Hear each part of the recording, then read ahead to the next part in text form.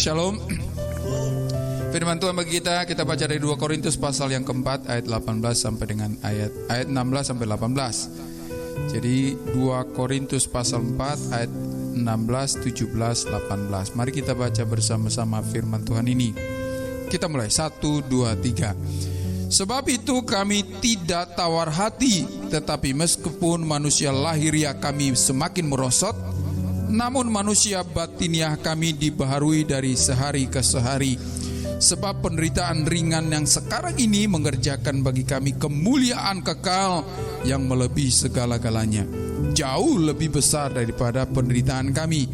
Sebab kami tidak memperhatikan yang kelihatan, melainkan yang tak kelihatan. Karena yang kelihatan adalah sementara, sedangkan yang tak kelihatan adalah kekal. Kita ulangi lagi ayat yang ke-16. 1, 2, 3. Sebab itu kami tidak tawar hati, tetapi meskipun manusia lahiriah kami semakin merosot, namun manusia batiniah kami dibaharui dari sehari ke sehari. Sampai sejauh itu saudara pembacaan firman Tuhan bagi kita pada pagi hari ini. Saudara-saudara,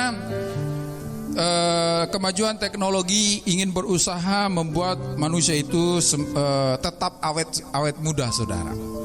Kalau saudara mengenal anti-aging katanya, ya. Jadi penuaan dini seringkali menjadi sesuatu yang sangat menakutkan bagi manusia, apalagi khususnya bagi perempuan, saudara. Makanya ada produk-produk yang ingin mempertahankan keadaan manusia itu supaya tetap kelihatan muda, kelihatan segar, kelihatan fresh gitu ya. Tapi saudara tahu, sejak manusia jatuh ke dalam dosa, realita yang harus disadari adalah bahwa di saat engkau memakan buah itu pastilah engkau mati, kata firman Allah. Mungkin kita berkata, loh, buktinya ketika Adam dan Hawa makan buah yang dilarang itu mereka gak mati. Ternyata saudara, itulah proses kematian yang sesungguhnya, yaitu menjadi semakin tua sebelum akhirnya mati, saudara. Itu sebuah hukum alam yang sudah Tuhan tetapkan, dan itu tidak bisa dibatalkan, saudara. Walaupun memang gak salah saudara pergi ke salon atau saudara membeli produk-produk yang ingin coba mengencangkan kulit begitu barangkali, bisa saja saudara. Tetapi tidak bisa dipungkiri bahwa manusia itu dalam masa proses menuju kepada kematian, saudara. Walaupun kelihatannya kita segar-segar hari ini, saudara, masih sangat sehat barangkali kita lihat, tetapi kita sekarang ini siapapun, apakah kita masih muda atau mungkin sudah tua, kita dalam proses itu, saudara. Memang itulah hukum alamiahnya. Kita semakin merosot, kata firman Allah, menunjukkan bahwa itu adalah sesuatu yang memang realita yang harus kita hadapi, saudara. Saudara yang saya kasih dalam Tuhan Yesus Kristus, kalau saudara membaca pengakuan dari seorang artis, saudara, supaya dia tetap cantik katanya, supaya dia tetap mukanya kencang begitu, dia coba operasi plastik. Memang di satu sisi mungkin orang berkata itu tidak dosa, apa-apa barangkali, saudara. Tetapi kalau itu menyangkali keberadaan dan keadaan manusia memang harus mengalaminya, itu penyangkalan menurut saya. Tetapi supaya tetap penampilannya baik, itu boleh-boleh aja barangkali. Tetapi kalau berkata aku tidak pengen bertambah tua, itu penyangkalan dari keberadaan manusia itu. Lalu dia tidak bisa menerima keadaannya sebagaimana apa adanya, itu yang kita sebut sebagai gambar diri yang rusak, saudara. Saudara yang saya kasih dalam Tuhan Yesus Kristus, yang menjadi masalah, saudara, kalau kita tidak menyadari, tidak sadar bahwa itulah realita hidup, saudara. Nah, kalau kita nggak punya uang gimana? Mungkin bagi mereka yang punya uang bisa berusaha untuk pergi ke salon barangkali atau membeli produk-produk yang memang ingin coba menunda, saudara. Bukan berarti meniadakan, menunda. Tetapi mereka yang gak punya duit, lalu bagaimana, saudara? Saudara yang saya kasih dalam Tuhan Yesus Kristus, firman Tuhan ini mau mengingatkan kepada kita, itu adalah bagian dari semua manusia. Siapapun dia, percaya gak percaya Tuhan Yesus, bahwa hidup berlanjut terus sehingga hidup semakin mengalami berbagai-bagai kemerosotan, saudara. Tetapi persoalannya bagaimana kita bisa melihat kenyataan itu dan melihat mendapatkan nilai lebih. Itu persoalannya. Kalau misalkan sudah mulai keripu lalu pergi karena banyak uang, pergi ke satu tempat untuk menghilangkan itu, ya nilai lebihnya adalah paling-paling keriputnya menghilang, saudara. Lalu orang menganggap bahwa oh iya cantik atau oh iya awet muda ya gitu ya. Hanya itu nilai lebihnya, saudara. Gak ada nilai tambah yang kita dapatkan selain memang oh iya awet muda ya, oh kelihatannya kencang terus ya gitu ya. Tetapi bagi mereka yang tidak mampu, walaupun tetap tanda-tanda penuaan itu ada, kehidupan yang merosot itu ada justru nilai tambah yang kita dapatkan dari keadaan itu. Ketika saudara melihat cermin misalkan di sana sini sudah mulai keriput, saudara. Di sana sini sudah mulai gak seperti dahulu lagi 10 tahun yang lalu barangkali, ya. Gak seperti 20 tahun yang lalu. Tetapi ketika kita melihat realita itu dan mampu menerimanya, saudara, maka ada nilai lebih, ada nilai tambah yang akan kita dapatkan di dalamnya. Apa itu, saudara? Mari perhatikan ayat yang ke-16. Sebab itu kami tidak tawar hati, katanya. Itu yang pertama, kalau mau melihat nilai tambah dari kenyataan, dari penuaan atau kenyataan dari tubuh yang semakin merosot, saudara. Artinya begini, walaupun kita belum tua, saudara, walaupun mungkin kita masih umurnya masih muda, tetapi kenyataannya, saudara, kadang-kadang kita gampang capek oleh karena penyakit, saudara. Kita gampang lelah karena pergumulan. Itu menunjukkan bahwa manusia itu semakin merosot, bukan karena usia. Bukan karena usia saja maksud saya. Tetapi di sini dikatakan, kalau kita mau melihat nilai tambah dari kenyataan tubuh yang semakin merosot itu adalah jangan tawar hati. Ada banyak orang kehilangan jati diri sebagai pribadi yang diciptakan Tuhan sebegitu rupa, begitu indahnya. Karena apa? Karena kenyataan dari tubuh itu memang semakin merosot, saudara. Sebagai contoh mungkin yang lain, bukan berbicara tubuh secara fisik. Misalkan seseorang yang dulunya adalah pribadi yang sukses, misalkan sebagai atlet atau pemain basket atau pemain sepak bola atau pemain tenis, saudara, atau pemain apa saja di dunia olahraga. Ketika dia sukses, dia merasa jaya, dia rasanya memiliki nilai hidup, saudara. Tetapi ketika realita berkata bahwa karena usia prestasinya mulai merosot, itu menjadi malapetaka, saudara. Menjadi sesuatu bahaya besar bagi seseorang. Itulah sebabnya Paulus mengingatkan kita, saudara, realita itu harus kita hadapi dengan sikap jangan tawar hati, saudara. Memang yang namanya keberhasilan di dunia olahraga akan suatu saat menurun, saudara. Tidak ada di dunia olahraga sebuah prestasi akan di atas terus, tetapi akan suatu saat ada masanya untuk terjun bebas, saudara. Tetapi bagi sebagian orang tidak bisa menerima itu, sehingga ketika kenyataan prestasinya turun, kebanyakan orang, saudara, atau banyak orang lari dengan minuman keras, lari dengan obat-obatan, saudara. Kenapa? Karena tidak bisa melihat realita bahwa dia tidak sukses lagi. Dia sedang menuju kemerosotan, saudara. Tetapi Paulus berkata di sini, sebab itu kami tidak tawar hati, tetapi Meskipun, kalaupun manusia lahiriah kami semakin merosot, ini penting saudara, semakin terjun bebas, mungkin aku semakin tidak terkenal lagi ketika orang mungkin terkenal. Mungkin prestasiku sudah mulai menurun kalau ketika suatu saat kita prestasi. Atau sebagai manusia dalam bentuk fisik ini, memang aku tidak bisa melakukan seperti 20 tahun lalu lagi. Aku tidak seperti 25 tahun yang lalu. Kalaupun kenyataan itu kita hadapi hari ini, aku tidak tawar hati. Karena apa? Perhatikan saudara ayat yang ke-16 bagian yang B. Namun manusia batinia kami dibaharui dari sehari ke sehari. Ini yang penting saudara. Walaupun mungkin tubuh semakin lemah, walaupun mungkin kekuatan sudah banyak hilang saudara, tetapi aku tidak tawar hati. Kenapa? Karena batinnya aku dibaharui dari hari ke hari. Itu yang penting. Kenapa? Karena itu yang lebih utama saudara. Karena memang manusia ini tidak bisa diperbaharui saudara. Fisik kita gak bisa diperbaharui.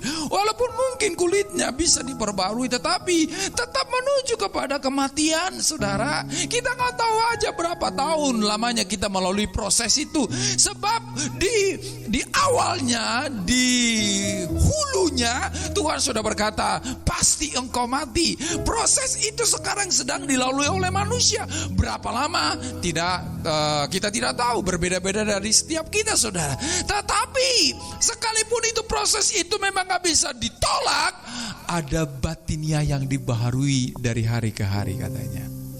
Jadi kalau fisik ini tidak bisa dibaharui, tentunya saudara, saya katakan bukan salah saudara, jangan terlalu beri perhatian lebih banyak kepada sesuatu yang gak bisa dibaharui daripada batin yang bisa dibaharui. Supaya kita tidak tawar hati saudara, mari berilah waktu lebih banyak, porsi lebih banyak, kuota lebih banyak kepada batinia yang bisa dibaharui saudara. Saudara yang saya kasih dalam Tuhan Yesus Kristus, kenyataannya bisa kita lihat di dunia hari ini saudara. Orang lebih banyak menghabiskan waktunya, menghabiskan uangnya, menghabiskan tenaganya untuk hal yang gak bisa dirubah, yaitu jasmani kita saudara.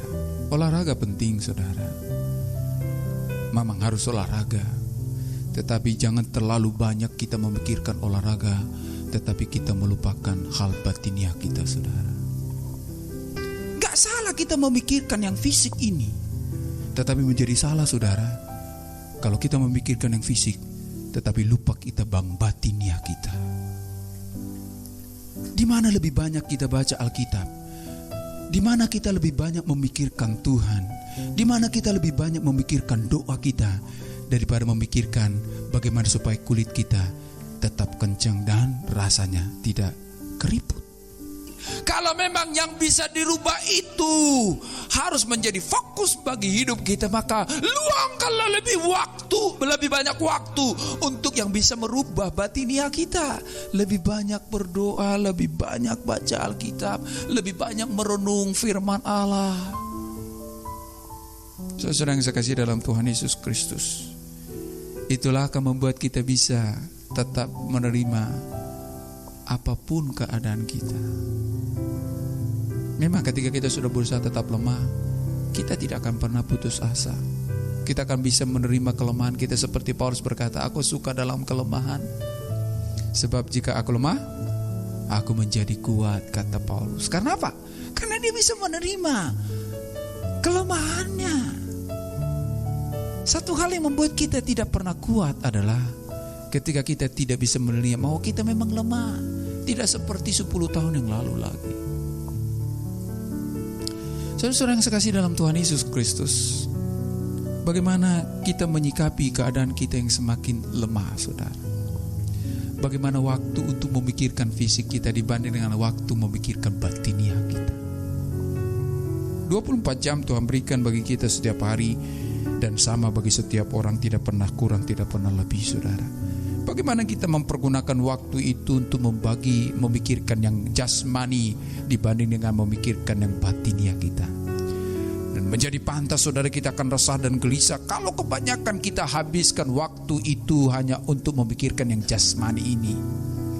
Semakin kita pikirkan, semakin kita gelisah, semakin kita khawatir, semakin kita takut saudara. Kenapa? Karena waktu kita habis untuk memikirkan hanya yang jasmani saja.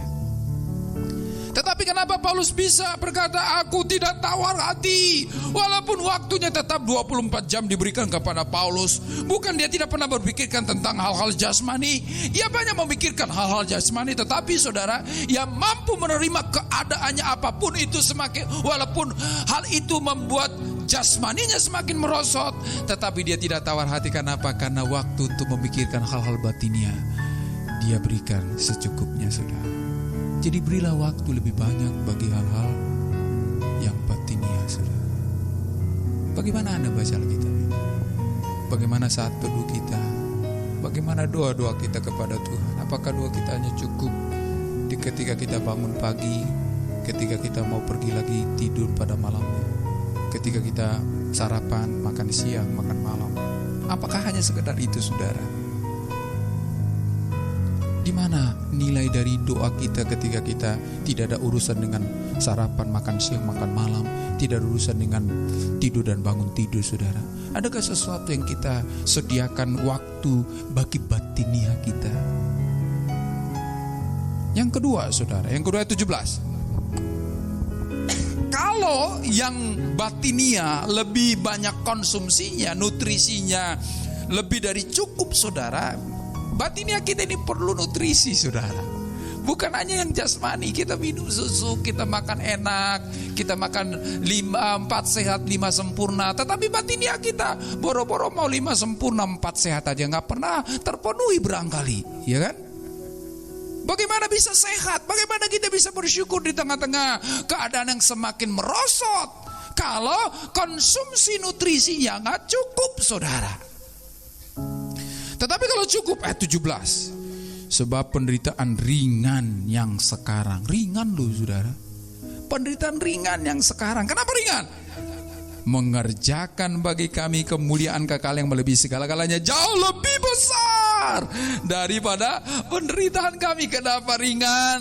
Mungkin kita sudah sesak, sudah terdesak, sudah sakit yang aku tulungan, sampai diubun-ubun barangkali. Tapi Paulus berkata, itu ringan dibanding kemuliaan yang akan diberikan kelak.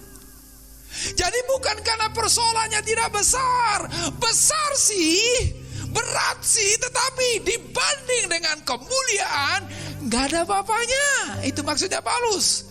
Karena yang kedua saudara, penderitaan itu justru mengerjakan katanya bagi kami kemuliaan kekal.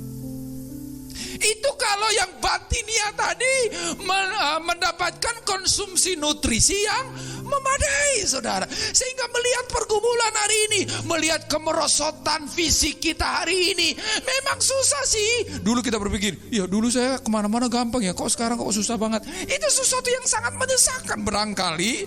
Tetapi kesulitan yang besar itu menurut kacamata manusia, tetapi dibanding dengan kemuliaan kekal, itu gak ada apa-apanya.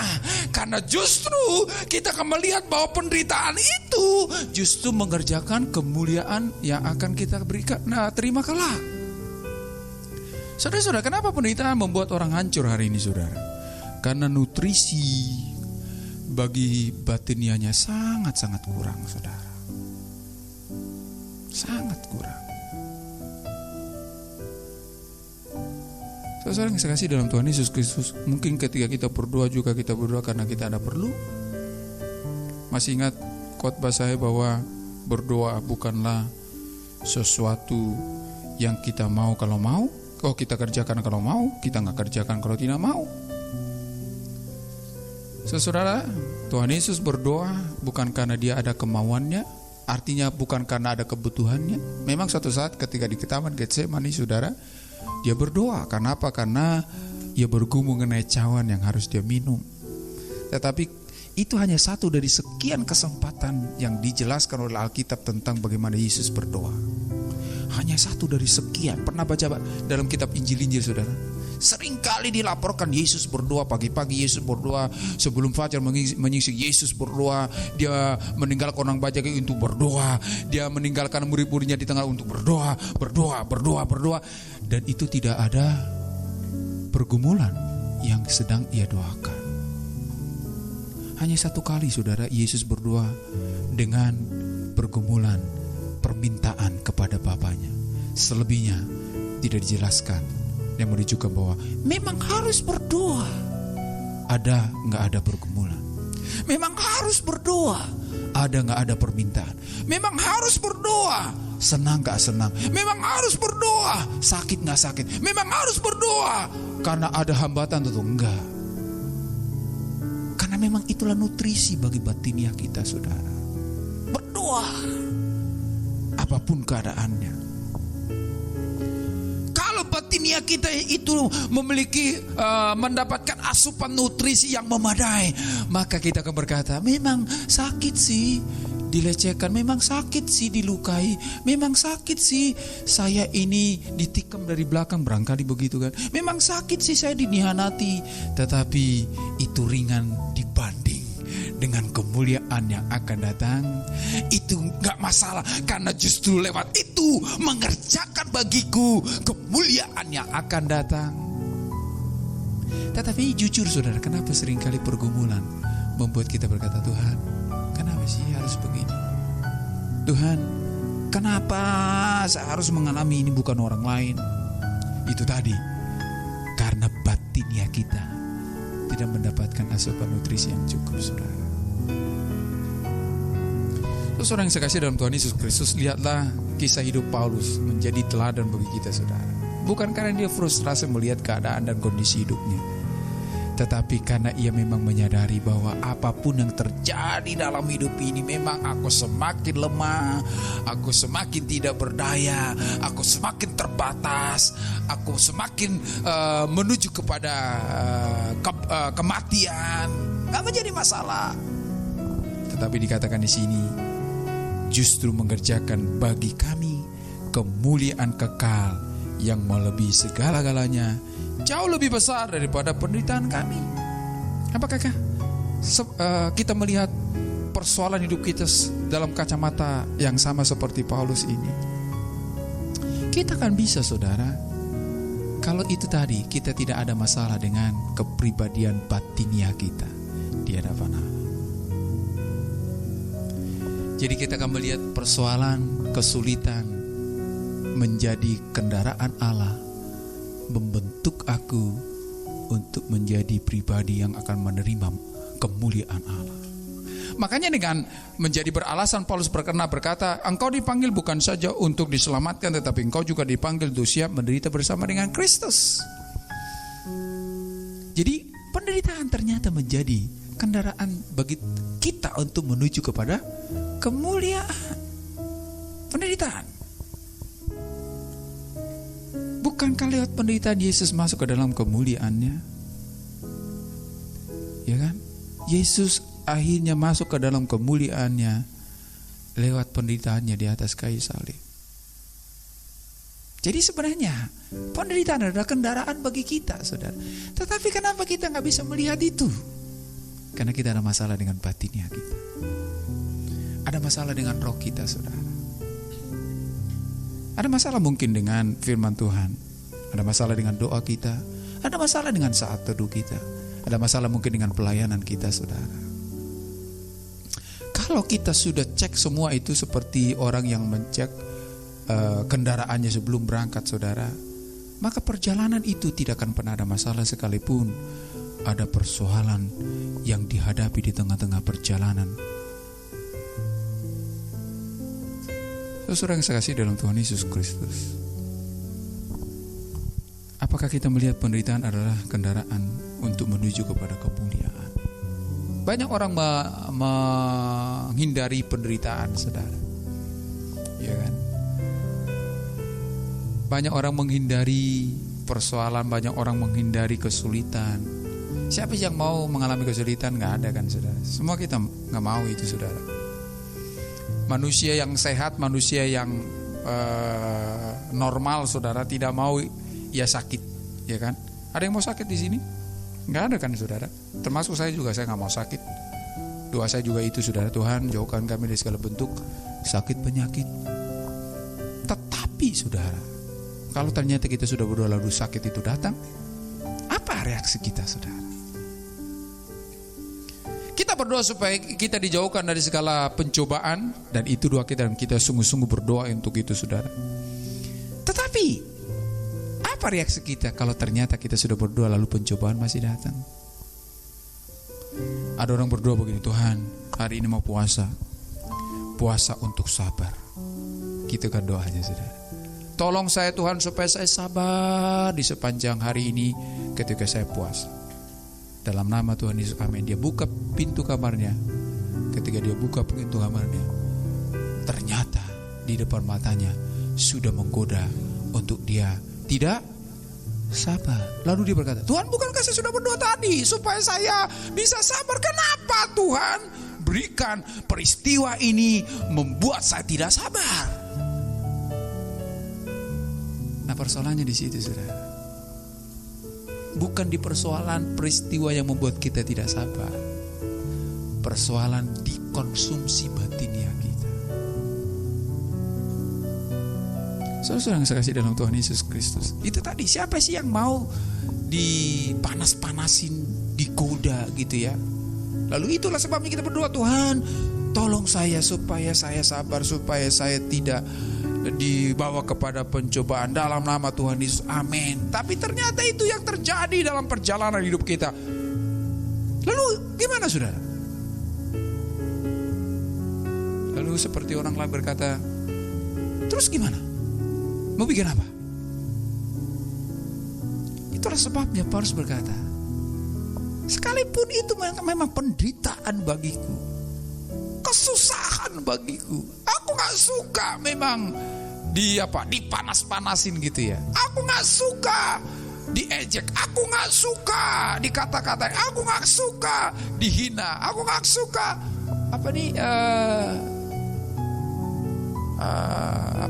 diomongin yang gak benar gitu, dihina, difitnah. Tapi kalau sudah difitnah mau bilang apa saudara? Ada orang sampai ke pengadilan karena difitnah kan? Makanya gak ada kemuliaannya saudara kalau sudah sampai ke pengadilan. Gak ada, percaya.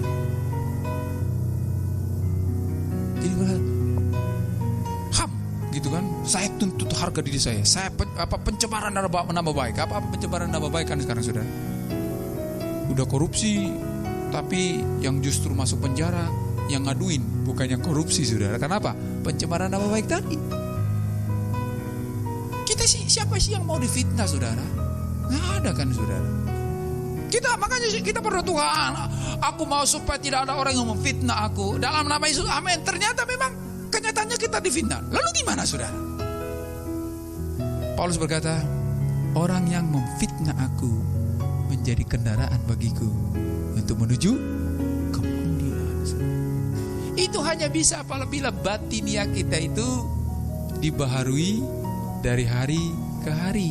Dan batinia bisa dibaharui dari hari ke hari kalau konsumsi nutrisinya terpenuhi, saudara. Apa konsumsi nutrisi batinia kita, saudara? Bukan makanan enak di restoran, bukan.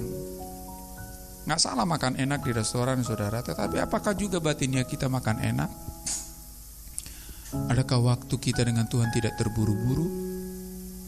Waktu kita dengan Tuhan begitu banyak saudara?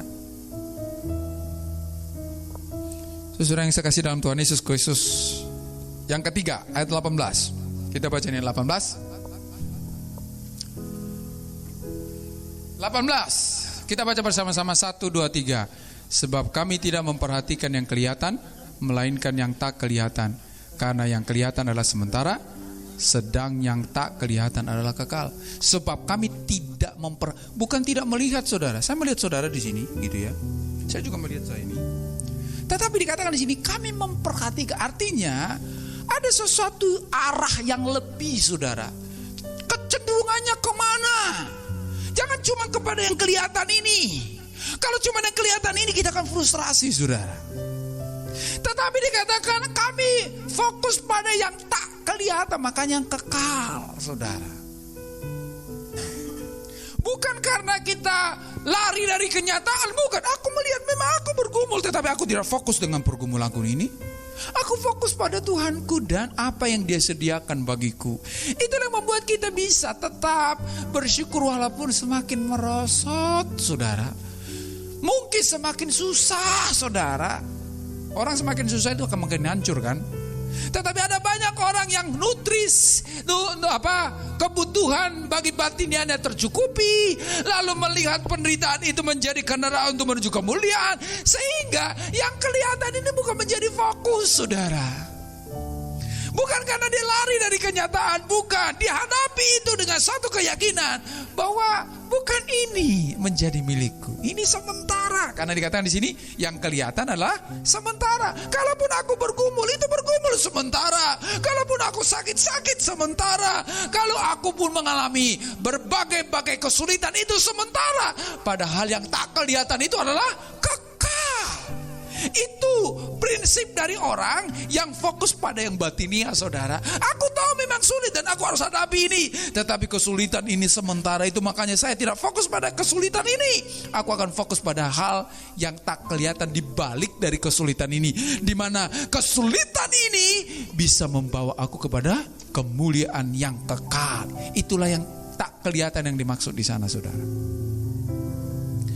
Jadi kalau kita lebih fokus pada masalah kita, pada ejekan orang lain, pada fitnaan orang lain, pada tubuh yang semakin merosot, pada kekuatan kita semakin hilang, maka kita akan frustrasi, saudara. Saudara, kalau saudara menghindari masalah kita, justru akan semakin frustrasi, percayalah, saudara. Tetapi sementara kita mengalaminya, tapi jangan fokus pada itu, saudara. Itu arti memperhatikan di sana. Memperhatikan di sana bukan berarti lari dari persoalan itu, bukan. Tidak melihat persoalan itu, bukan. Tetapi tidak fokus di situ.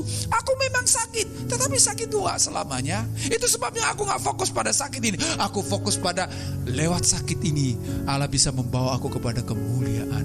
Dan itulah yang kekal. Makanya kalau kita banyak waktu memikirkan fisik kita, maka waktu kita akan habis memikirkan persoalan kita, saudara. Dan kalau waktu kita sudah habis memikirkan persoalan kita, gak ada waktu lagi untuk memikirkan hal yang tak kelihatan itu tadi. Apa persoalan Anda hari ini? Hadapi, saudara. Itu realita. Tetapi jangan fokus di sana.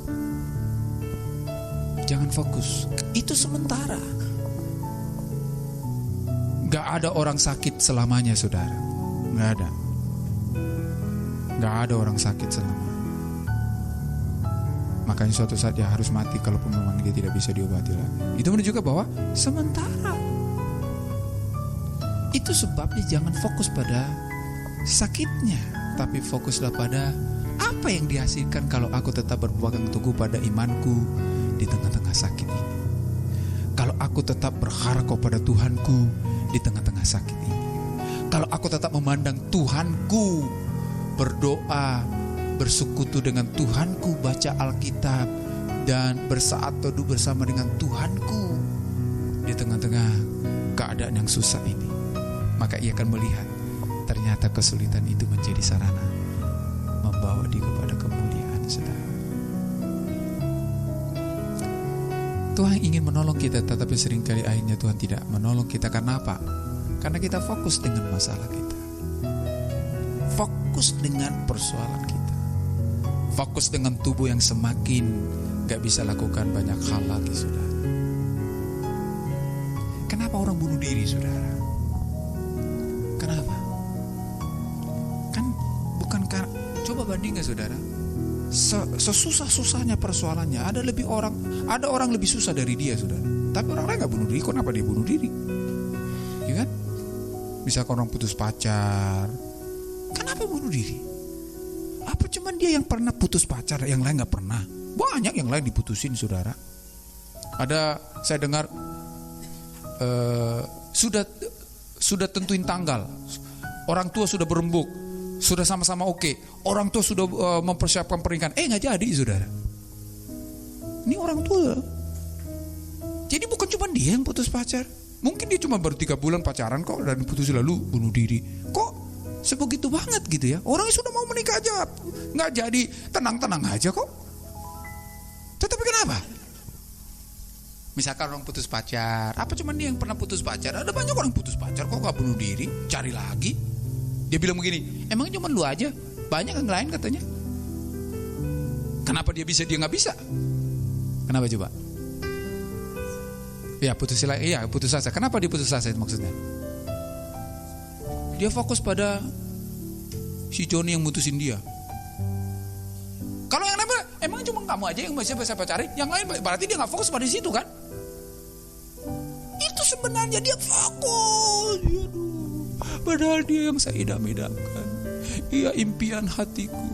Dia segalanya. Rasanya kalau aku di dekat dia, semuanya menjadi indah. Iya kan? Kalau dia nggak ada, ya udah mati aja. Apalagi saya mau harapkan di dunia ini nggak ada. Dia sudah pergi, padahal dia segalanya bagiku. Ya habis saudara. Dia segalanya. Nggak ada dia, habis kan? Ya buat apa lagi untuk hidup? Makanya kepala ditaruh di rel kereta api, ya mati walaupun dalam nama Tuhan Yesus. Iya kan? Dalam nama Tuhan Yesus. Ya mati juga. Karena fokus, saudara. Apa penderitaannya Paulus tidak begitu hebat? Dilemparin batu hampir mati katanya. Diombang-ambingkan di kapal hampir tenggelam. Udah luput dari angin ribut dan gelombang, kepagut ular saudara, kelaparan, ya, dan akhirnya dipenggal kepalanya saudara. Itu penderitaannya. Tetapi dia berkata, aku nggak tawar hati katanya, karena aku nggak fokus pada semua itu. Yang aku fokus adalah kemuliaan yang tak kelihatan itu. Jadi dunia tidaklah seluas daun kelor gitu loh saudara. Dunia aja bisa memahami itu. Mari kita lihat yang tak kelihatan itu. Karena yang kelihatan sementara. Kalau diputusin pacar, ya cari pacar yang lain. Gampang kan? Jangan lalu berkata, sudahlah gitu. Enggak. Kalau di PHK, ya cari pekerjaan yang lain. Gampang kan saudara? Iya kan? Kalau di PHK, ya cari pekerjaan yang lain. Kalau kita ditolak orang lain, ya usaha yang lain. Kalau jatuh, ya bangkit lagi. Tetapi itu menjadi malapetaka kalau kita fokus dengan itu saudara. Sehingga apapun pergumulan kita saudara, termasuk tubuh yang semakin rentah barangkali, tubuh yang semakin lemah. Mungkin juga bukan tubuh kita karena kita masih muda saudara. Mungkin juga kemampuan semakin hilang gitu ya, atau kesempatan semakin terbatas, atau apa saja sudah menunjukkan bahwa memang itu realita dari hal-hal jasmani saudara. Mari katakan pada jiwa kita, batin aku dibaharui dari hari ke hari. Tetapi itu hanya bisa apabila aku memberi konsumsi nutrisi yang memadai dengan batinnya aku. Aku menjaga persekutuanku dengan Tuhan. Aku menjaga doa-doaku dengan Tuhan. Aku menjaga komunikasiku lewat kebenaran firman Allah. Disitulah aku dari hari ke hari akan diperbarui batinnya aku. Sehingga aku gak perlu tawar hati melihat keterbatasan-keterbatasanku, melihat sesuatu mungkin yang tidak saya harapkan dalam hidup ini. Aku gak tawar hati, aku gak kecewa. Tetapi justru hal-hal itulah mengerjakan sesuatu yang akan aku terima kelak, yaitu kemuliaan yang akan datang. Sebab aku tidak fokus pada hal-hal yang jasmani itu, karena hal-hal jasmani itu sementara. Aku justru fokus pada hal-hal yang kekal, yaitu kemuliaan yang Tuhan akan berikan bagiku. Sehingga kita akan mampu menghadapi hidup ini apapun realitanya saudara, tanpa harus tergusur dengan masalah dan persoalan. Apapun yang terjadi, kita berkata, terima kasih Tuhan, aku bersyukur atas hidupku apapun yang terjadi. Karena aku tahu persoalan hari ini mengerjakan bagiku kemuliaan yang akan aku terima kelak. sebab aku gak fokus pada hal yang kelihatan, tetapi pada hal yang tidak kelihatan. Amin. Mari kita berdoa.